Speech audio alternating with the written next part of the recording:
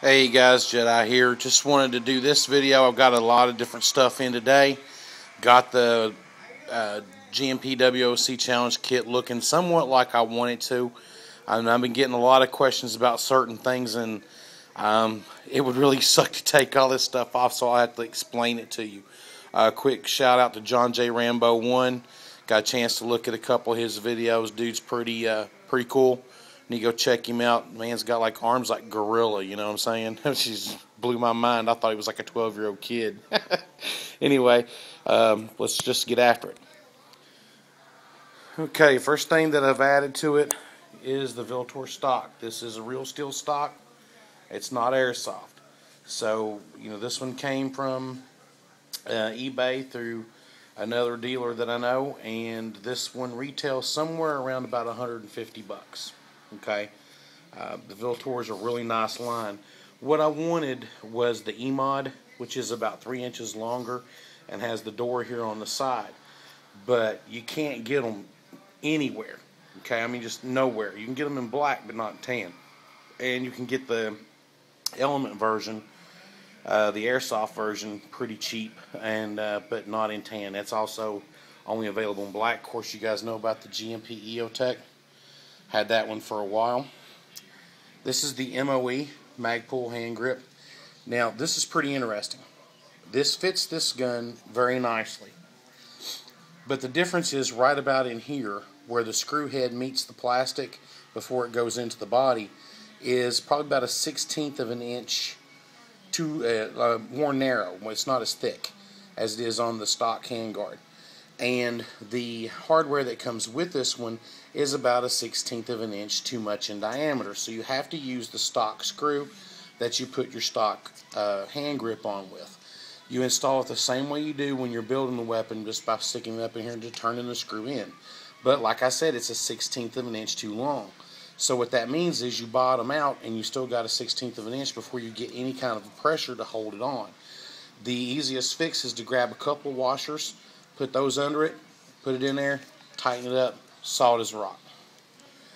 This is the Beta Project PMag. I think this is the 30 rounder. Yep. This one is also available in the EMag, which gives you a window here and shows you fake rounds. John J. Rambo actually turned me on to these, and I love it. I mean, it's after the GHK fiasco, these mags are definitely more expensive, but they're well worth the money. It runs flawless, and to be quite honest with you, this gun has a sick rate of fire. I mean, it's unreal. Now, the rail system is a Noveske, but this is the type that fits underneath the delta ring. Now, it doesn't have a ridge to go under the barrel nut and then close up. It just sits down in here, and the pressure of the delta ring pushes up on it.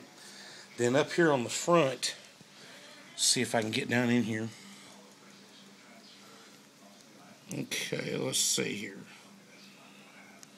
I don't know if you can see it or not. Down in here is the, there you go, you can see it right there. That's the shroud for the handguards on the top.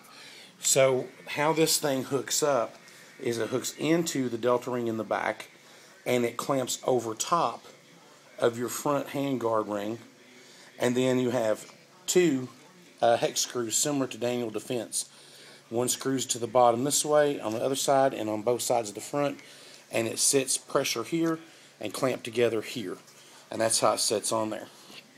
Also, I've put on here are the Magpul XTM rail covers in black and desert tan. Chad, hand me those rail covers in that bag down there on the floor. Bring them over to me. They're leaned against the box. We'll get a look at those in here in just a second. But they sit on there very nice. Here's another item I've had for a while. This is the 200 and some odd lumen UTG SWATFORCE ZL337.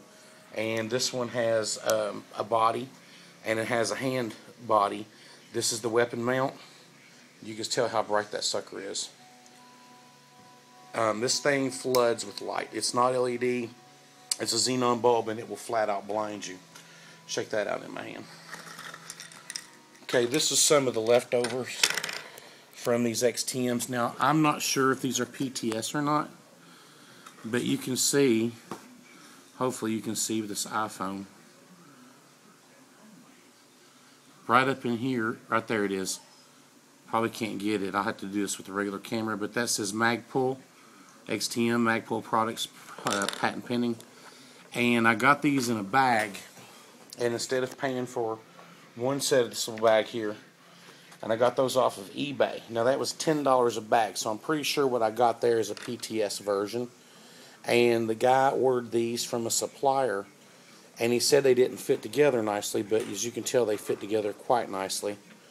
And you get all four colors versus, say, enough to do one side of the rail and paying $14 for that. But basically that's what I've done to it. Okay, I had to make room for the ZL337, and I had to cover these rails up, so I went with the XTMs, the Beta Project PMag, the MOE hand grip, and the Vltor stock. Now what is the name I'm looking for? The Airsoft Element. If you get the Element version, the Airsoft version of this Vltor stock, you will not have Vltor trays. There's Vltor trays there, and they're down here on the bottom. As you can see there, there it is.